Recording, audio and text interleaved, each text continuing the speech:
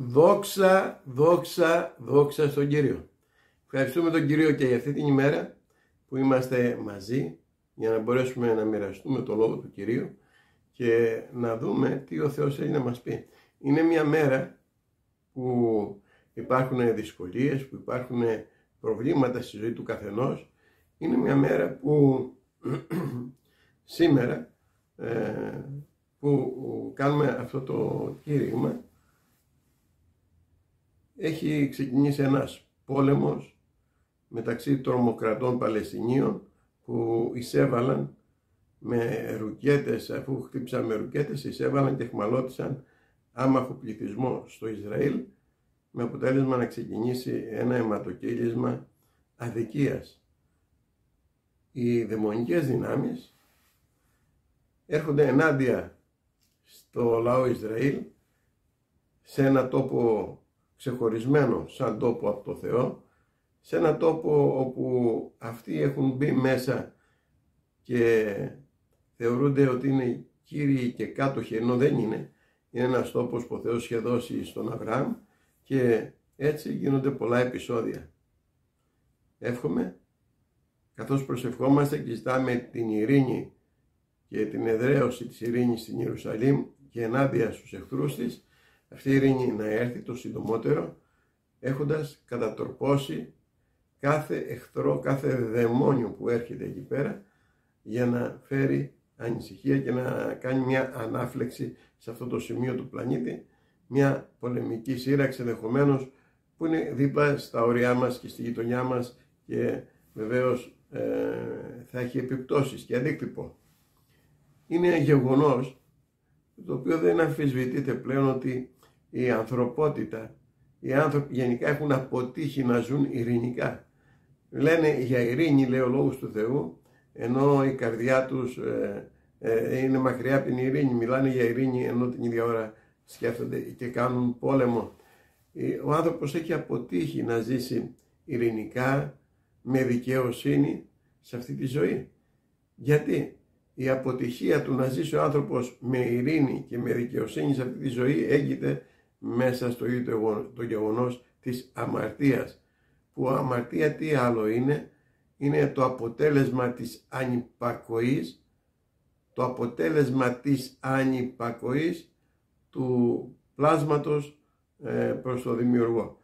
Δηλαδή η άρνηση του ανθρώπου να υπακούσει στους θεϊκούς νόμους που φτιάχτηκαν στην ουσία για το καλό του ανθρώπου.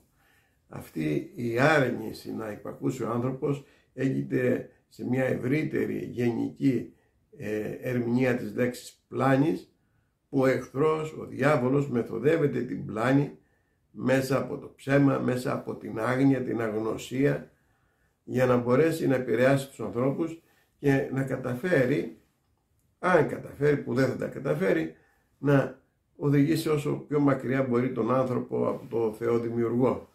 Όμως ο Θεός έχει σχέδιο και έχει σχέδιο σωτηρίας διαμέσου του Ιησού Χριστού, μέσου του οποίου έκανε τα πάντα, και αυτό το σχέδιο θα το δούμε πιο κάτω. Έτσι είπαμε ότι η αμαρτία είναι ένας λόγος που οι άνθρωποι αποτυχάνουν στην ουσία να έχουν ουσιαστική ειρήνη. Η ειρήνη η ανθρώπινη, όπως η σοφία η ανθρώπινη, είναι δαιμονιώδης, ζωώδης. Δεν σκοτώνουν, λέει, για να έχουν ειρήνη. Μα αυτό δεν είναι ειρήνη. Στην ειρήνη του Θεού θυσιάστηκε, σκοτώθηκε, δολοφονήθηκε, βασανίστηκε, τεμαχιάστηκε, γροθοκοπήθηκε, μαστιγώθηκε, βασανίστηκε ο Υιός του Θεού, ο Ιησούς Χριστός, ο άρχοντας της ειρήνης. Και λέει, λιδωρούμενος δεν αντιλιδώρει, πάσχων δεν απείλει. Ενώ τον έβριζαν, τον κατηγορούσαν, ενώ τον χτυπούσαν, δεν τους έβριζε, δεν τους κατηγορούσε, δεν τους έλεγε να δείτε τι θα σας κάνω. Δεν έλεγε, ελάτε εδώ άγγελοι, χτυπάτε τους, και θα μπορούσαν να τους χτυπήσουν, γιατί ο λόγος του είναι ο λόγος του Δημιουργού. Ο Πατέρας μαζί με τον Ιησού έφτιαξε τον άνθρωπο και όλο το σύμπαν. Χωρίς αυτόν, όπως λέει στο Ευαγγέλιο του Ιωάννη, τίποτα από όσα έγιναν δεν έγιναν. Όλα έγιναν διαμέσου του Ιησού και για τον Ιησού.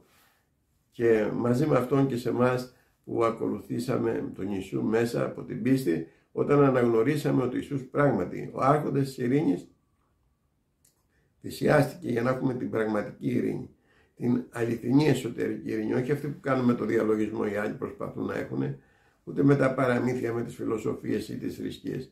Την θεϊκή ειρήνη που είναι μοναδική, που είναι ξεχωριστή, που είναι βάλσαμο στην ψυχή του ανθρώπου. Σήμερα ο Θεός έγινε να γνωρίζεις, παιδί του Θεού, ότι αυτός είναι ο κάτοχος, ο άρχοντας της ειρήνης και θέλει να γεμίσει την καρδιά σου με την ειρήνη του.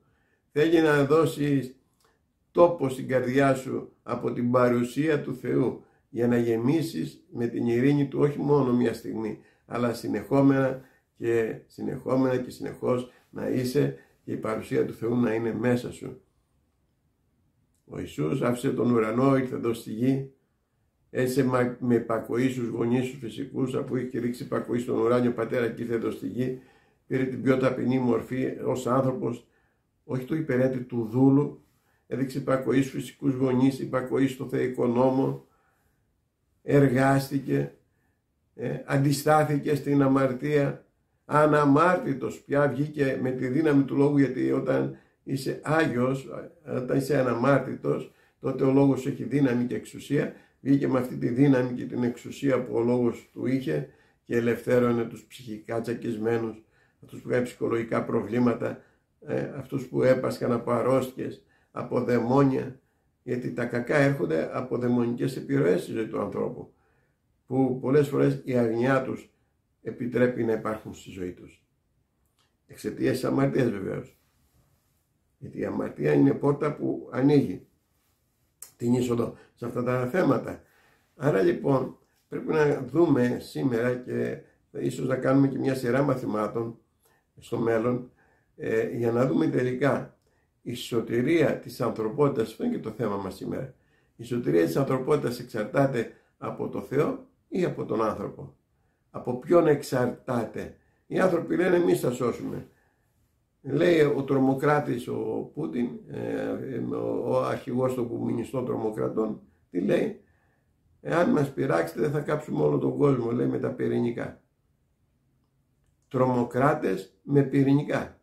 Ο αρχηγός των κομμουνιστών, η μαμά Ρωσία, είναι αρχηγός των τρομοκρατών, μάλιστα με τα πυρηνικά. Πρωτοστατεί. Τι πιστεύετε εσείς? Ότι όσο και κακό και να δημιουργήσει πρόσκαιρα θα έχει καλό τέλος? Όχι, θα συντριβεί. Και η συντριβή θα φανεί τώρα, ξεκινώντας από την Ουκρανία που θα χάσει, από την Ουκρανία, μετά θα τα βάλει με το Ισραήλ που θα χάσει και από εκεί, θα χάσει και η Τουρκία που εναντιώνεται στο λαό του Θεού. Όλοι αυτοί οι άνθρωποι που έκαναν εγκλήματα κατά της ανθρωπότητας, που σκότωσαν κόσμο, που αιματοκύλησαν, που έκαναν γενοκτονίες, όλοι αυτοί οι λαοί και οι χώρες που έκαναν αυτά τα πράγματα θα τιμωρηθούν και είναι η ώρα που θα αρχίσει τιμωρία και κρίση. Όμως πρέπει να δούμε σε βάθος ποιος είναι αυτός τελικά που διοικεί όλη αυτή την κατάσταση, που επιβλέπει σε όλη την κατάσταση. Αυτός που επιβλέπει τα πάντα και τίποτα δεν του ξεφεύγει είναι μόνο ο Θεός. Ο διάβολος, ένας αρχάγγελος ανυπάκουος που εισήγαγε την αμαρτία στον Αδάμ και στην Εύα και μετά στον Αδάμ, ξέπεσε. Δεν είναι πια μπροστά στο θρόνο του Θεού. Δεν έχει τη δύναμη να κάνει αυτά που θέλει να κάνει, που θα ήθελε να κάνει, που φανταζόταν να γίνει Θεός.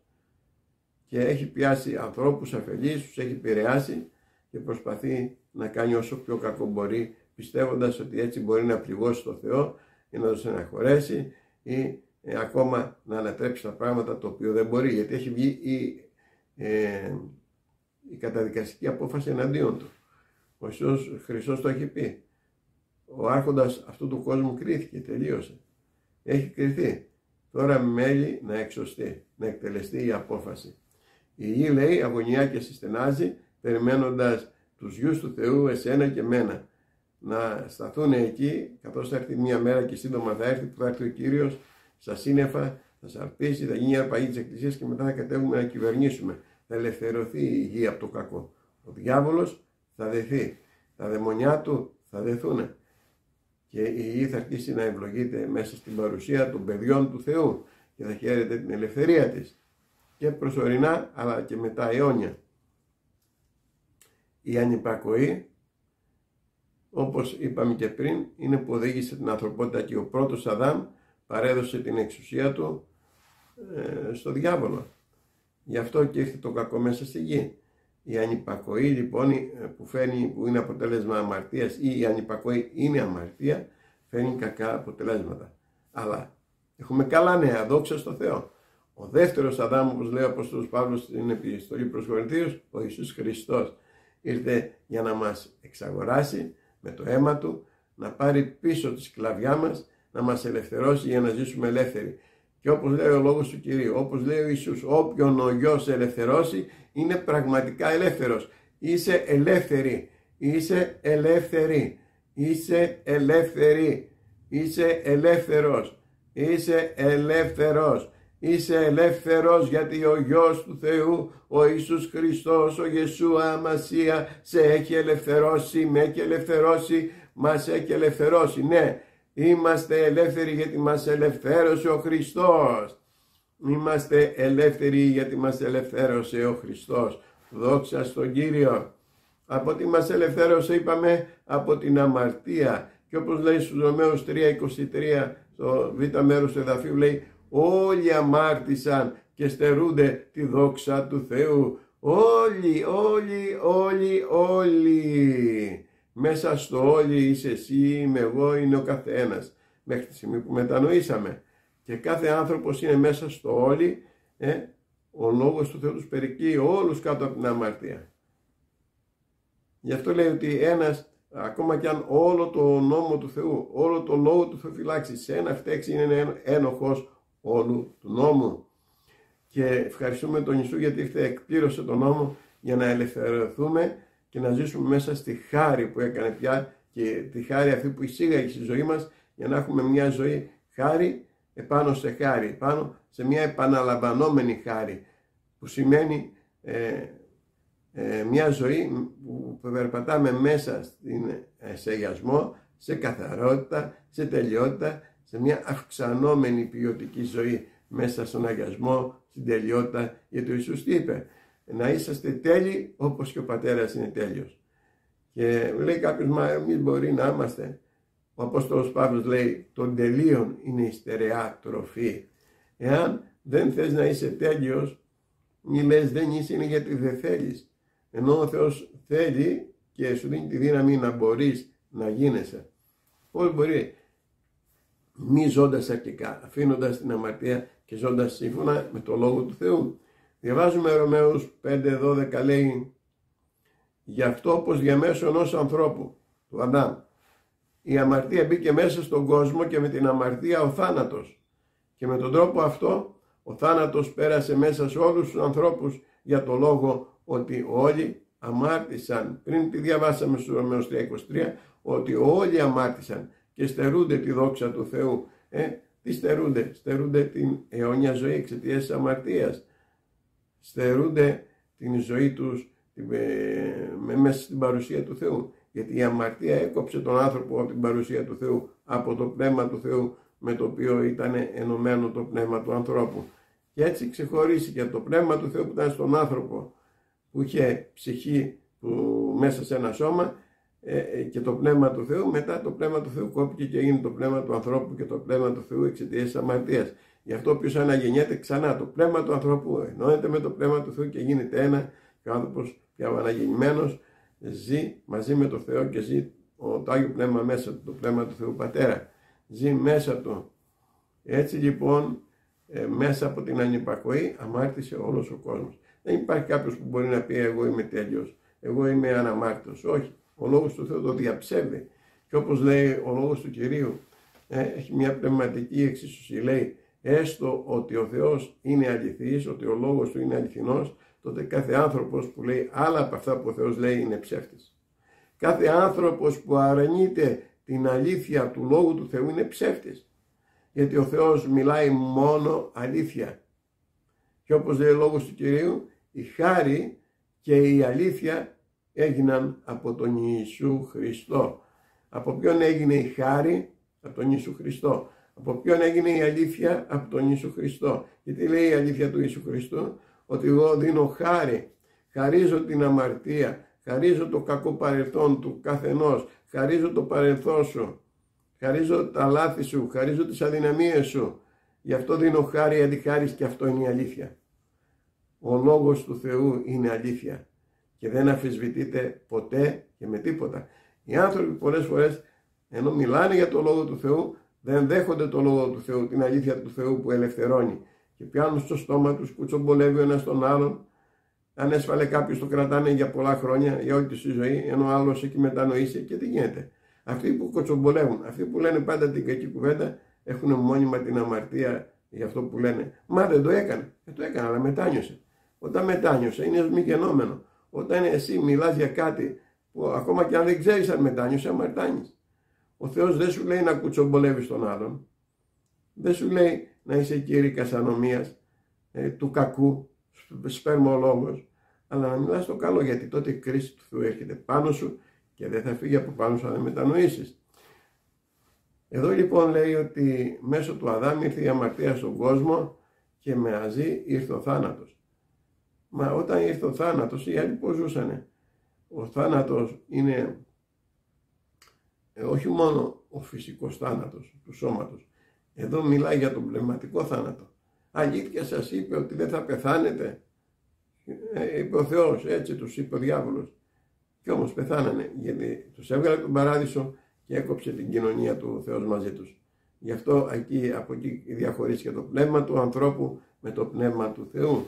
Έπρεπε οι άνθρωποι να μετανοήσουν, να επιστρέψουν, και αυτό έγινε μέσα από τον Ιησού Χριστό. Έγινε μέσα από τον Ιησού Χριστό. Ο ίδιος είπε, εγώ πρέπει να φύγω για να σας στείλω, λέει, τον Παράκλητο, το Πνεύμα το Άγιο, που τώρα το γνωρίζετε μεν, δίπλα σας είναι, αλλά μέσα σας θα είναι. Πώς θα είναι μέσα? Μέσα από την αναγέννηση, μέσα από το βάφτισμα του Πνεύματος του Αγίου. Και τότε πραγματικά μπορούμε να δούμε ότι ο άνθρωπος που έχει το Πνεύμα του Θεού πως είναι πνευματικά ζωντανός, ενώ αλλιώς είναι νεκρός. Για να δούμε τι λέει στον Τιμόθεο. Α Τιμοθέου 5, κεφάλαιο 5 και 6 εδάφιο. Α Τιμοθέου 5, 5 και 6. Η δε πραγματικά χείρα είναι απομονωμένη, και απομονωμένη ελπίζει στο Θεό και μένει στις προσευχές νύχτα και μέρα. Αυτοί όμως, λέει, που είναι δοσμένοι στις ειδονές, ενώ ζει, είναι νεκροί. Βλέπουμε δύο κατηγορίες γυναικών εδώ, που είναι χείρες. Η μία είναι στην προσευχή, απομονωμένη από τον κόσμο, από τις αμαρτίες, όχι από τη ζωή, όχι από την Εκκλησία. Απλά είναι απομονωμένη από τις επιθυμίες τις αρχικές, από τις επιθυμίες του κόσμου. Αυτά, γιατί λέει, όποιος είναι φίλος του κόσμου είναι εχθρός του Θεού.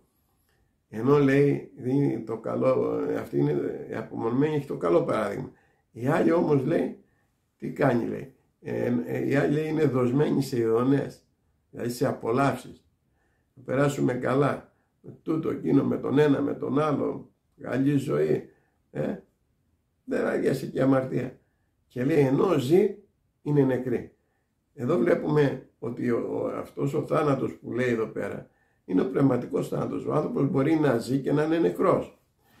Για να δούμε ένα άλλο παράδειγμα. Ματθαίος 8, 21 και 22. Ματθαίος 8, 21 και 22 λέει, ένας άλλος μάλιστα από τους μαθητές του είπε στον Κύριο, Κύριε, λέει, επίτρεψέ μου πρώτα να πάω και να θάψω τον πατέρα μου.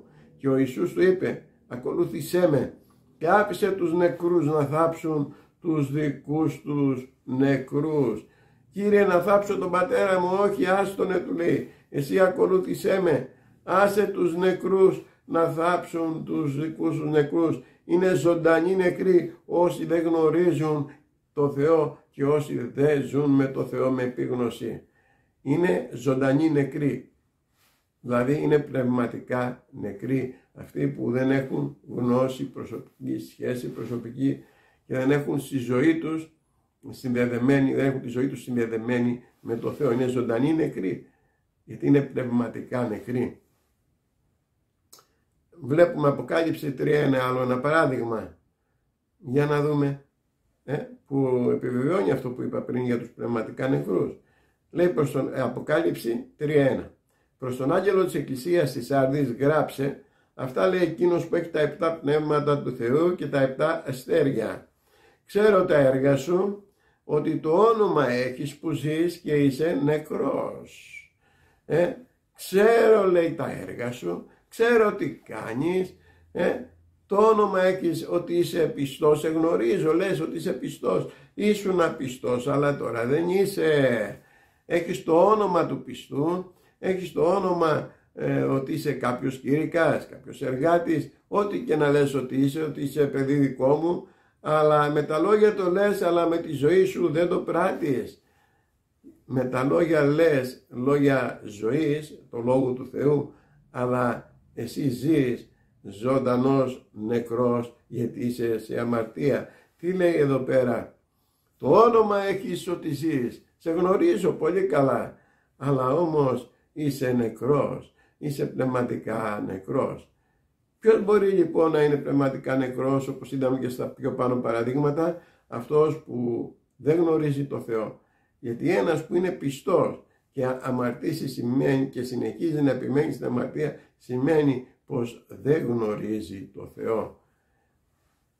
Αλλά εάν γνωρίζει το Θεό ακόμα και αν αμάρτησε, μπορεί να κρατήσει για λίγο αυτό, να πλανηθεί με κάποιο τρόπο και να κρατήσει η αμαρτία του, αλλά θα γυρίσει πίσω αυτός που ξέρει το Θεό. Αυτός που δεν ξέρει το Θεό όμως θα ζει στην πλάνη του, θα ζει στην αμαρτία του και συνήθως δεν το ξέρει, νομίζω ότι πράττει το σωστό, αλλά ο Θεός λέει, δεν είναι εσύ που δικαιώνεις τον εαυτό σου, εσύ που λες που προσφέρω, που δίνω, έχω κοινωνική προσφορά, αγαπάω τους ανθρώπους μου, κάνω άλλα. Δεν έχει σχέση με το Θεό, είσαι ένας ζωντανός νεκρός. Λες ότι είσαι ένας καλός άνθρωπος, αυτοδικαιώνεσαι, λες εγώ είμαι σπουδαίος, αλλά ο λόγος του Θεού λέει ότι όλοι οι άνθρωποι είναι κάτω από την αμαρτία. Αν δεν μετανοήσεις, αν δεν ζητήσεις τον Χριστό στη ζωή σου, εάν δεν πεις Κύριε συγχώρεσέ με για τις αμαρτίες μου, αναγνωρίζω ότι εσύ πέθανες, θυσιάστηκες πάνω στο σταυρό του Γολγοθά για τις αμαρτίες μου και έχεις το αίμα σου για να με καθαρίσεις, για να με ελευθερώσεις, και από ευγνωμοσύνη θα σε ακολουθήσω τώρα που ξέρω ότι θυσιάστηκες γιατί με αγάπησες, εσύ ο δίκαιος έπαθες για μένα τον άδικο και για να στήθηκες για να έχω τη βεβαιότητα της αιώνιας ζωής. Ναι, θα σε ακολουθήσω με όλη μου την καρδιά, σωτήρα μου, αντικαταστάτη μου στην ποινή της αμαρτίας που είναι ο θάνατος, που πήρε στο θάνατο το δικό μου σταυρό. Ναι, σωτήρα μου, αντικαταστάτη μου Ιησού, θα σε ακολουθήσω με ευγνωμοσύνη σε όλη μου τη ζωή. Ο Ιησούς τι λέει? Όποιος θέλει με ακολουθήσει. Όποιος θέλει με ακολουθήσει. Δεν σε αναγκάζει. Αυτός που είναι πνευματικά νεκρός ζει, αλλά ζει μακριά από το Θεό. Αυτός που είναι πνευματικά νεκρός ζει τη ζωή του μακριά από το Θεό. Ζει, αλλά δεν ζει γιατί δεν ζει με το Θεό. Και δεν ξέρει το μέλλον του, γι' αυτό ζει με φοβίες, με ταραχές κλπ. Είδαμε ότι η ανυπακοή φέρνει κακά αποτελέσματα και φέρνει τον άνθρωπο σε μια πνευματική νέκρωση, όπου είναι και ψυχική νέκρωση. Όμως, για να δούμε, η υπακοή στο Λόγο του Θεού πώς λειτουργεί από την άλλη μεριά. Η ανυπακοή φέρνει απομάκρυση, πνευματικό θάνατο, ποινή, τιμωρία. Ενώ η υπακοή φέρνει καλά αποτελέσματα, φέρνει ευλογία, φέρνει συγχώρεση αμαρτιών και μας δίνει τη βεβαιότητα της αιώνιας ζωής. Η υπακοή στο Λόγο του Θεού. Διαβάζουμε λοιπόν Εφεσίους 2 κεφάλαιο, Εφεσίους κεφάλαιο 2 εδάφια 1, 13 και 14. Εφεσίους 2 κεφάλαιο εδάφια 1, 13 και 14. Και εσάς που ήσασταν νεκροί εξαιτίας των παραβάσεων και των αμαρτιών, σας ζωοποίησε. Λέει. Και εσάς που ήσασταν νεκροί στα αμαρτήματα και στην ακροβιστία της σάρκας σας ζωοποίησε μαζί του, καθώς σας συγχώρεσε όλα τα πτέσματα. Σας ζωοποίησε, καθώς σας συγχώρεσε όλα τα πτέσματα. Πότε? Όταν εξάλειψε το χειρόγραφο με τα διατάγματα, τι έκανε? Συγχώρεσε όλα τα πτέσματα, όλες τις αμαρτίες. Πότε? όταν πάνω στο σταυρό εξάλειψε το χειρόγραφο που έλεγε την ποινή για τις αμαρτίες σου, για τις αμαρτίες μου. Και όπως λέει στο Ρωμαίους 6:23, ο μισθός της αμαρτίας είναι θάνατος. Και ο Ιησούς πάνω στο σταυρό ήρθε και το εξάλειψε, το εξαφάνισε. Να μην χρωστάς τίποτα, μόνο αρκεί να πιστέψεις σε Αυτόν. Και εξάλειψε, λέει, το χειρόγραφο με τα διατάγματα που ήταν εναντίον σας και το αφαίρεσε από τη μέση, καρπώνοντάς το επάνω στο σταυρό. Πάνω στο σταυρό αυτό σήκωσε την αμαρτία όλου του κόσμου, τη δικιά σου, τη δικιά μου, και πήρε το χαρτί της αμαρτίας, το κάρφωσε πάνω στο σταυρό και το λεύκανε με το αίμα του. Αθώος ο Ηλίας, αθώος η Μαρία, αθώα ο Γιάννης, αθώα η Μαρία, αθώος ο Γιάννης, δεν τα μπέρδεψε. Αθώα. Γιατί ο Χριστός πλήρωσε για όλους τους ανθρώπους, ακόμα για αυτούς που τον βρίζουν, ακόμα για αυτούς που είναι εχθροί του τώρα. Γι' αυτό εμείς καλούμαστε να φέρουμε το Λόγο του Θεού παντού, γιατί η αγνωσία τους οδηγεί στην απώλεια, στο χαμό, στην καταστροφή, στην πνευματικό θάνατο. Αλλά ο Θεός θέλει να μην συνεχίσει αυτός ο πνευματικός θάνατος με το φυσικό σώμα μετά στην αιώνια ζωή, όπου είμαστε αιώνιες υπάρξεις, πνεύματα, και θα είναι ο βασανισμός. Ο Θεός θέλει να σταματήσει εδώ ο πνευματικός θάνατος και να έρθει η ζωή μέσω της γνώσης, γιατί η ζωή είναι το φως που διώχνει την αγνωσία, τα σκοτάδια της αγνωσίας περί Θεού. Το Ευαγγέλιο είναι φως. Είναι φως που φωτίζει. Φωτίζει κάθε σκοτεινό σημείο, κάθε κακό που υπάρχει μέσα στην ψυχή του ανθρώπου που ο εχθρός έχει κάνει και έρχεται να τον ελευθερώσει. Και έτσι ο άνθρωπος που δέχεται τον Χριστό ελευθερώνεται από κάθε αμαρτία, γιατί ο Χριστός ήδη έχει πληρώσει για την ελευθερία του. Δόξα στο Θεό, ευχαριστούμε τον Θεό. Ρωμαίους 8:2 λέει, επειδή ο νόμος, Ρωμαίους 8:2, επειδή ο νόμος του πνεύματος της ζωής, ο οποίος υπάρχει στον Ιησού Χριστό, με ελευθέρωσε από τον νόμο της αμαρτίας και του θανάτου. Ο νόμος του πνεύματος της ζωής. Ο νόμος που φέρνει ποιος? Ποιος φέρνει τον νόμο?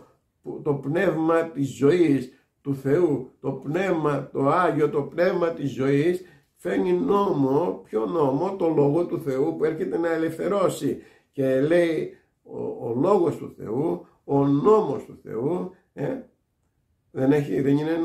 είναι ένα πακέτο από νόμους ο μεγάλος νόμος. Αγαπάτε αλλήλους. Να μην κάνεις στους άλλους αυτό που θες να σου κάνουν. Είναι ένα πακέτο από νόμους. Να αγαπάς τον Κύριο το Θεό σου. Είναι νόμοι αυτοί. Μα είμαστε χάρη, ναι, αλλά είναι νόμοι του Κυρίου. Είναι ο λόγος του Κυρίου. Και τι λέει? Ότι ο λόγος του Κυρίου που έρχεται μέσα από το Άγιο Πνεύμα. Με ελευθέρωσε, λέει, από το νόμο της αμαρτίας και του θανάτου. Με ελευθέρωσε από τα οχυρώματα που ο διάβολος είχε κάνει στη σκέψη μου. Από τα οχυρώματα εδώ που λέγανε πού είναι ο Θεός? Είσαι μόνος σου, είσαι μόνη σου. Σ' άφησε ο Θεός. Όχι, ο Θεός δεν με άφησε.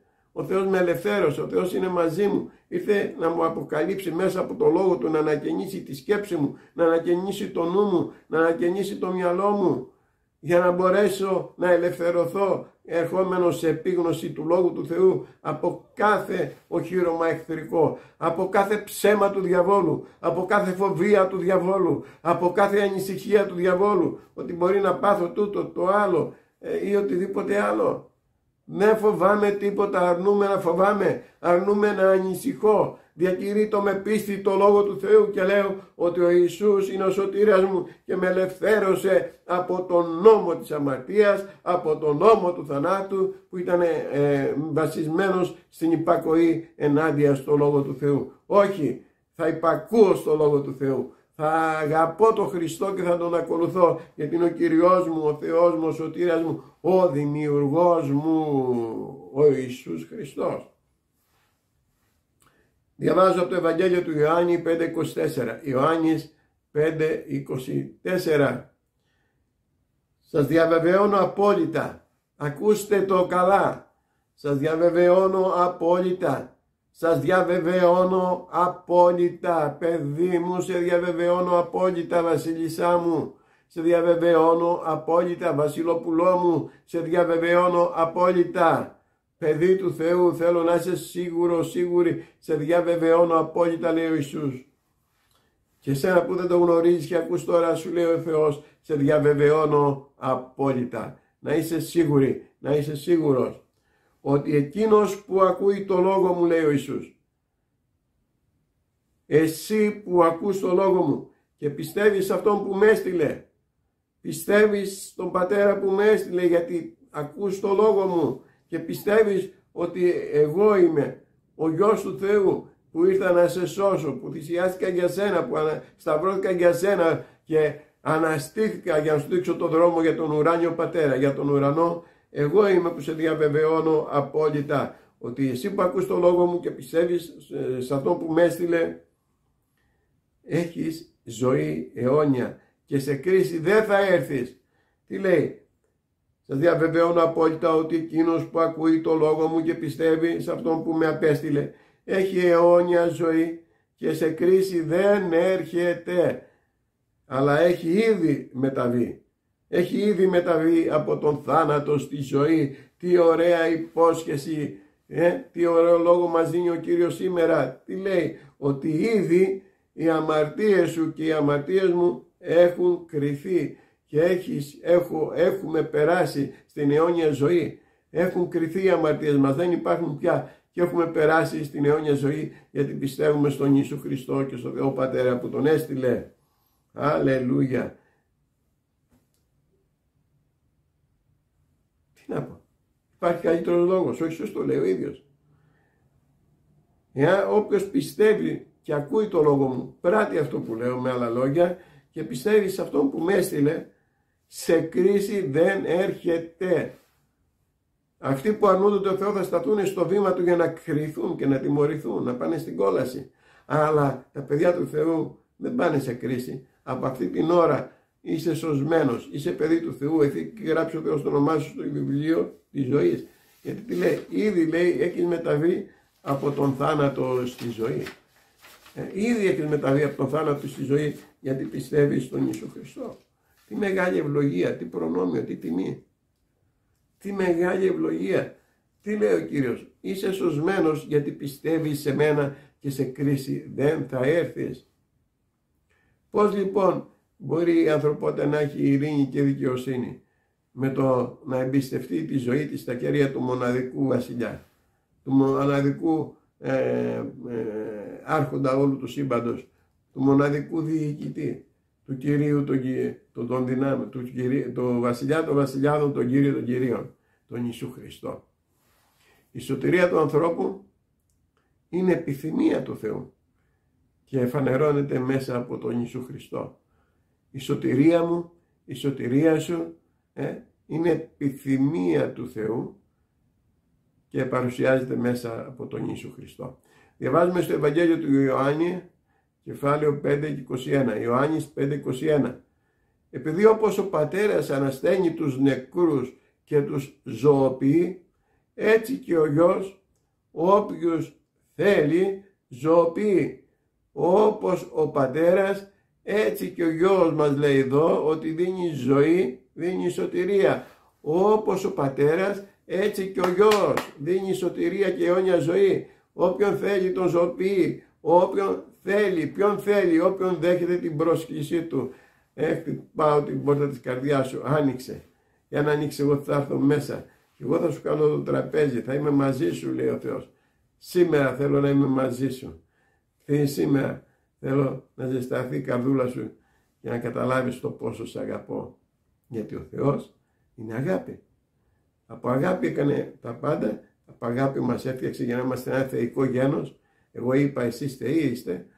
Από αγάπη έστειλε ο Πατέρας Θεός το Υιό του, τον Ιησού Χριστό, να πάρει την αμαρτία μας πάνω του στο σταυρό για να ζήσουμε ελεύθεροι.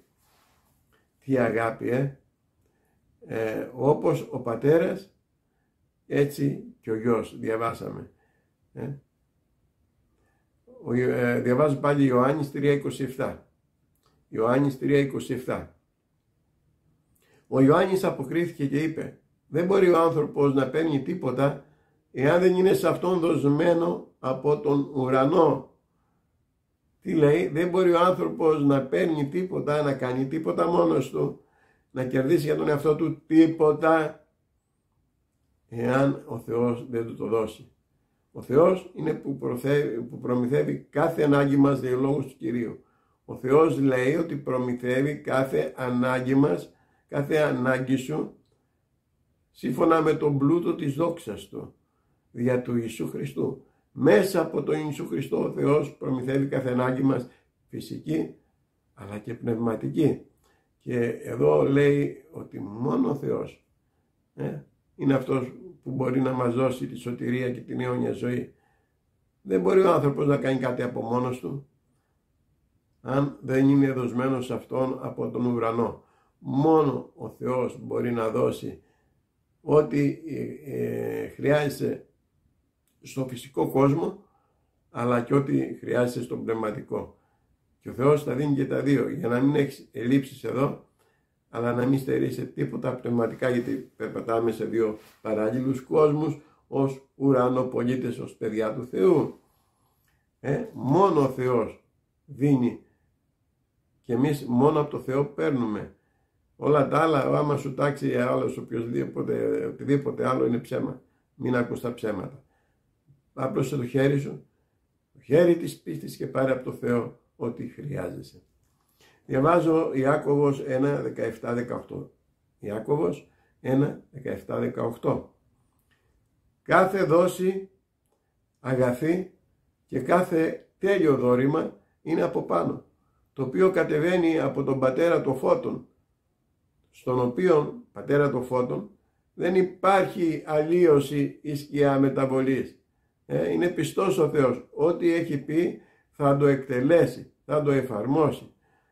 Από τη δική του θέληση, λέει στο 18, από τη δική του θέληση μας γέννησε, διαμέσου του λόγου της αλήθειας, για να είμαστε εμείς απαρχή των κτισμάτων του. Μας γέννησε με το λόγο της αλήθειας του. Μας γέννησε, λέει, με τη δική του θέληση ο Θεός. Μαζί με τη δική του θέληση. Με τη δική του θέληση μας γέννησε και μας δίνει τα πάντα, για να είμαστε εμείς η απαρχή των κτισμάτων του. Και έδωσε στον Αδάμ και την Εύα την εξουσία να κυβερνούν σε όλο το επίγειο βασίλειο, σε όλο τον παράδεισο. Τον επίγειο παράδεισο που έφτιαξε. Τι έκανε ο Θεός? Με τη δική του θέληση. Γι' αυτό λέει πολλές φορές, η βουλή μου δεν είναι σαν τη δική σας βουλή. Η αποφασή μου, το σχέδιό μου για σένα, παιδί μου, δεν είναι όπως εσύ το φαντάζεσαι. Εγώ έχω κάτι πολύ καλύτερο. Αρκεί εσύ να με εμπιστευτείς. Εγώ έχω κάτι πολύ καλύτερο για τη ζωή σου. Αρκεί εσύ να με εμπιστευτείς. Πολλές φορές παίρνεις τον χρόνο σου δεξιά, αριστερά, στην τηλεόραση, στο κομπιούτερ, στο κινητό, σε παρέες, ακόμα και με αδέρφια, αλλά έχεις χάσει το χρόνο της προσευχής. Έχεις χάσει το χρόνο της επικοινωνίας με το Λόγο του Κυρίου. Κάποιες φορές δεν πας και στην εκκλησία, που ο Θεός έχει τον ποιμένα για να ακούσεις το Λόγο Του. Και εκεί αυτές οι απροσεξίες ανοίγουν πόρτες, καραμάδες, παράθυρα, για να έρθει ο εχθρός να σε χτυπήσει με τα πυρωμένα βέλη της απιστίας, της αφιβολίας, για να κάνει οχυρώματα στη σκέψη και στο νου σου. Πώς έχουν τα οχυρώματα? Με το να καθαρίζουμε το νου μας με το Λόγο του Θεού. Να κατοικεί ο Λόγος του Θεού πλούσια μέσα μας. Ρωμαίους διαβάζουμε 8 κεφάλαιο 1, πρώτο εδάφιο 10 και 11. Ρωμαίους 8 κεφάλαιο, εδάφια 1, 10 και 11. Δεν υπάρχει λοιπόν τώρα καμία κατάκριση για εκείνους που είναι στον Ιησού Χριστό. Αυτούς που δεν περπατούν σύμφωνα με τη σάρκα, αλλά περπατούν σύμφωνα με το πνεύμα. Σε αυτούς δεν υπάρχει καμία κατάκριση, που δεν περπατούν σύμφωνα με τη σάρκα, με τις επιθυμίες της σαρκός, που είναι τα έργα της σαρκός, τα παράγωγα των επιθυμιών, ασέλγες, εινοποσίες, μέθες και ένα σωρό άλλα πράγματα που υπάρχουν, αλλά περπατεί με το πνεύμα του Θεού. Σε αυτόν τον άνθρωπο δεν υπάρχει καμία κατάκριση, γιατί μένει στο Λόγο του Θεού. Και ένας που μένει στο Λόγο του Θεού αυξάνεται κατά το πνεύμα στη γνώση και την επίγνωση του Θεού. Όποιος περπατάει σύμφωνα με το Λόγο του Θεού, αυξάνεται η πίστη του και αυξάνεται η επίγνωσή του μέσα στο Λόγο του Θεού. Εάν όμως ο Χριστός είναι μέσα μας, το μεν σώμα είναι νεκρό για την αμαρτία. Γιατί ο Χριστός είναι μέσα μας και κατοικεί μέσα από το Λόγο Του, στο σώμα μας, στη σκέψη μας, στο νου μας, στο πνεύμα μας, κυριαρχεί ο Λόγος του Θεού. Όταν λοιπόν θρέφω το φυσικό μου άνθρωπο με το Λόγο του Θεού, τον παίρνω τον εαυτό μου και τον πάω να ακούσει το Λόγο του Θεού, τον πάω να προσευχηθεί, τον πάω στην εκκλησία. Τι γίνεται εκεί πέρα? Οδηγώ το φυσικό άνθρωπο σε πλήρη υπακοή του Λόγου του Θεού, σε πλήρη εξάρτηση, σε ένα πνευματικό τρόπο ζωής που είναι επιτυχημένη και νικηφόρα. Και τι λέει εδώ πέρα? Αν ο Χριστός είναι μέσα μας, το μεν σώμα είναι νεκρό για την αμαρτία, το δε πνεύμα είναι ζωή για τη δικαιοσύνη. Γιατί ο Χριστός ζει μέσα μου, γιατί ο Λόγος του Θεού ζει μέσα μου. Τότε το σώμα πάει να επιθυμεί σαρκικά και είναι νεκρό προς την αμαρτία. Το πνεύμα μου τότε που έχει ενωθεί με το πνεύμα του Θεού και ενισχύεται από το Λόγο του Θεού και θερμαίνεται, είναι ζωή για τη δικαιοσύνη. Και αν λέει στο 11 το πνεύμα εκείνου του Πατέρα Θεού που ανέστησε τον Ιησού από τους νεκρούς κατοικεί μέσα μας, αυτός που ανέστησε τον Ιησού από τους νεκρούς θα ζωοποιήσει και τα θνητά μας σώματα διαμέσου του πνεύματος που κατοικεί μέσα μας. Λέει μέσα σας, εγώ λέω μέσα μας. Θα το ξαναπώ πάλι. Αν το πνεύμα του Πατέρα Θεού που ανέστησε τον Ιησού από τους νεκρούς κατοικεί μέσα σου, αυτός που ανέστησε τον Ιησού από τους νεκρούς θα ζωοποιήσει και το θνητό σου σώμα διαμέσου του πνεύματός του που κατοικεί μέσα σου. Διαμέσου του πνεύματός του ο Θεός που κατοικεί μέσα σου θα δώσει ζωή στο σώμα σου με τον ίδιο τρόπο που έδωσε ζωή στο σώμα του Ιησού Χριστού και τον ανέστησε από τους νεκρούς. Αυτό λέει με άλλα λόγια. Τι ωραία νέα! Ο Ιησούς λέει όποιος πιστεύει σε μένα μετέβει ήδη από τον θάνατο στη ζωή και δεν θα κριθεί. Και εδώ τι λέει λοιπόν? Ότι εφόσον ζούμε σύμφωνα με το Λόγο του Θεού, ο Λόγος του Θεού κατοικεί μέσα μας, τότε το πνεύμα μας είναι δυνατό, η σάρκα είναι νεκρή ως προς την αμαρτία, όχι ότι τρώμε, πίνουμε, ζούμε, αλλά είναι νεκρή ως προς την επιθυμία της αμαρτίας, γιατί περισχύει στο νου μας ο Λόγος του Θεού και τότε έχουμε τη βεβαιότητα ότι θα αναστηθούμε, το πνεύμα του Θεού Πατέρα που είναι μέσα μας θα μας αναστήσει όπως τον Ιησού Χριστό την ημέρα που ο Ιησούς θα έρθει στην αρπαγή. Εάν έχουμε φύγει θα αναστηθούμε, εάν ζούμε θα αρπαχτούμε εκείνη την ώρα στα σύννεφα να συναντήσουμε τον Κύριο πάνω στα σύννεφα με τους αγγέλους και μετά να κυβερνήσουμε μαζί Του. Διαβάζω λοιπόν Εφεσίους κεφάλαιο 1, Εφεσίους κεφάλαιο 1, εδάφια 4 και 11. Εφεσίους 1, 4 και 11. Καθώς μας εξέλεξε, μας διάλεξε διαμέσου αυτού πριν από τη δημιουργία του κόσμου για να είμαστε άγιοι και χωρίς ψεγάδι μπροστά Του με αγάπη σε Αυτόν στον οποίον και πήραμε κληρονομιά, καθώς προοριστήκαμε σύμφωνα με την πρόθεση Του, καθώς προοριστήκαμε σύμφωνα με την πρόθεση εκείνου του Πατέρα που ενεργεί τα πάντα σύμφωνα με την βουλή του θελήματός Του. Τι λέει εδώ? Ότι ο Θεός μας διάλεξε, μας προόρισε με αγάπη για να ζούμε μια άγια ζωή, με άλλα λόγια. Ο Θεός μας διάλεξε, σε διάλεξε παιδί του Θεού μέσα από την πολύ αγάπη Του για να ζήσεις μια άγια ζωή. Και τι λέει? Μας προόρισε να ζούμε άγιοι, μας προγνώρισε, λέει πάλι στους Ρωμαίους, και μας προόρισε. Επειδή μας γνωρίζει την κοιλιά της μάνας μας, μας προόρισε. Ο Θεός σε ξέρει. Ξέρει πότε θα τον δεχτείς, ακόμα και αν δεν τον έχεις δεχτεί τώρα. Ξέρει πότε θα τον δεχτείς.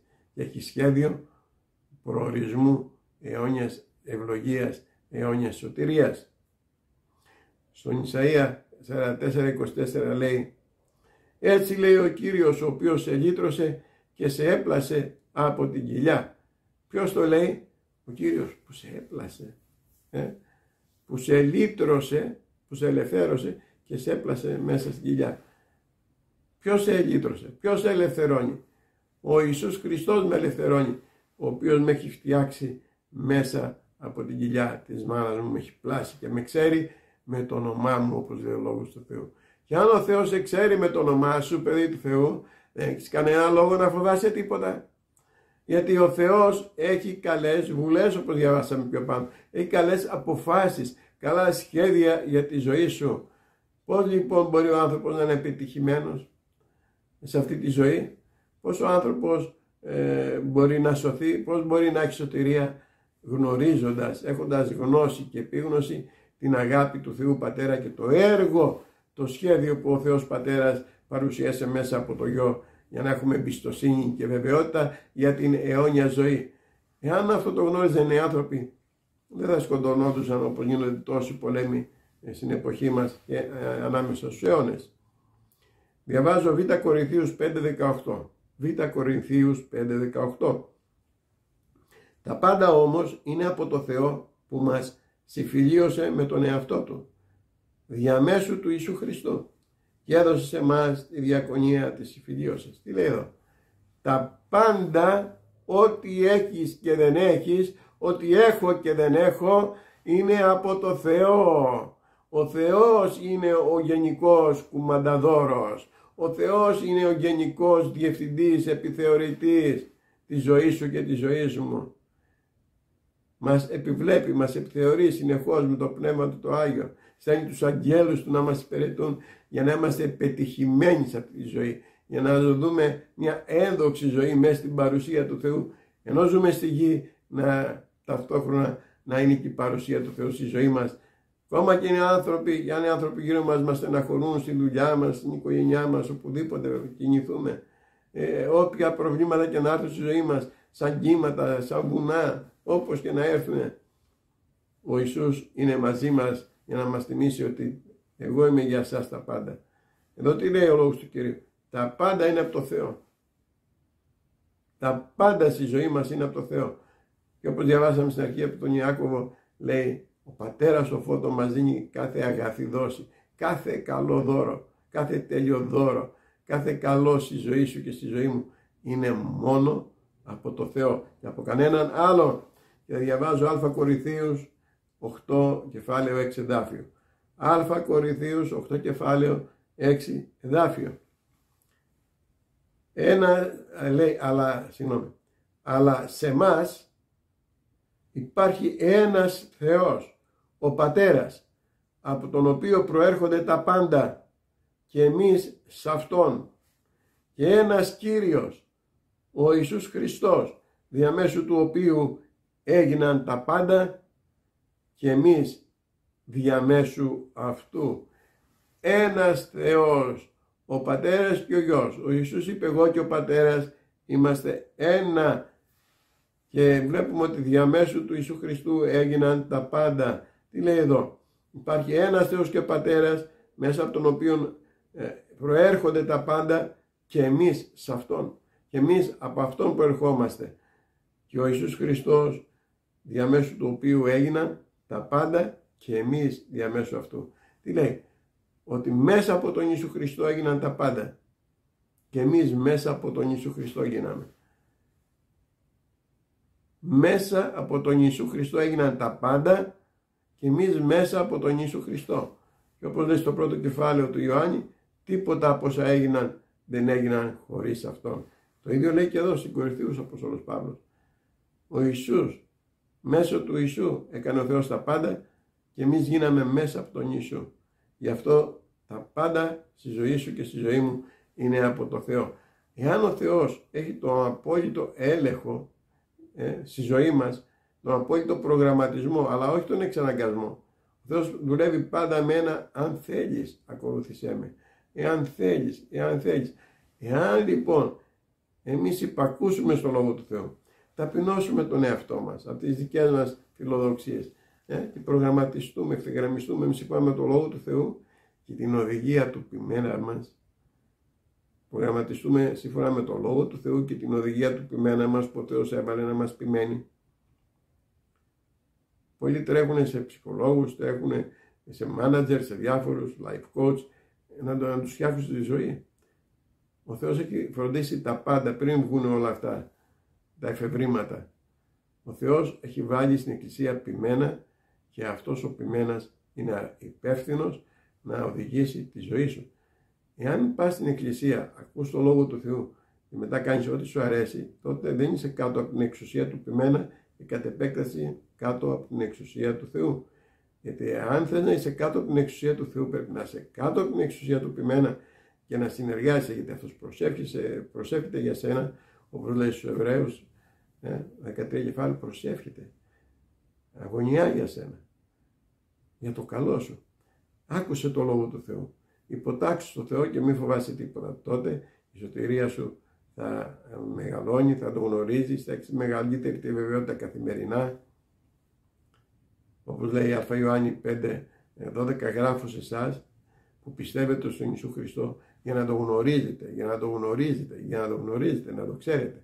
Ότι εσείς που πιστεύετε στον Ιησού Χριστό έχετε αιώνια ζωή. Που σημαίνει τι? Ότι αφού ο Θεός μας δίνει τα πάντα, αφού μας έφτιαξε, αφού μας ξέρει από τη κοιλιά της μητέρας μας, αφού μας προγνώρισε, αφού μας προόρισε, αφού μας έκανε κληρονόμους δικούς του και συγκληρονόμους τον Χριστό, άρα όλο το σύμπαν, όλη τη δημιουργία του την εμπιστεύεται στα χέρια μας, μας την κληροδοτεί και εμείς κληρονομούμε μια τόσο μεγάλη βασιλεία. Εάν εμείς συμμορφωθούμε, εάν εμείς υπακούσουμε, θα γευτούμε όλες τις ευλογίες και δεν θα μας νοιάζουν οι εφήμερες καταστάσεις που γίνονται γύρω μας. Γίνονται, οι άνθρωποι δεν γνωρίζουν το Θεό και σκοτώνονται μεταξύ τους, πολεμούν μεταξύ τους. Αλλά εμείς έχουμε ειρήνη μέσα μας, ακόμα και αν είμαστε σε μια χώρα που πολεμά για την ανεξαρτησία της. Σας ευλογώ όλους στο όνομα του Ιησού Χριστού. Όλα τα άλλα θα παρέλθουν. Είναι η εποχή που θα υπάρχουν σεισμοί, λοιμοί, καταποντισμοί, καταστροφές, καιρικά φαινόμενα που τα ζούμε, πόλεμοι, αλλά είναι το τέλος. Ο Κύριος έρχεται. Ας ζεσταθεί η καρδούλα μας με εμπιστοσύνη στο Λόγο του Θεού που μας δημιούργησε, ότι Αυτός φροντίζει για μας.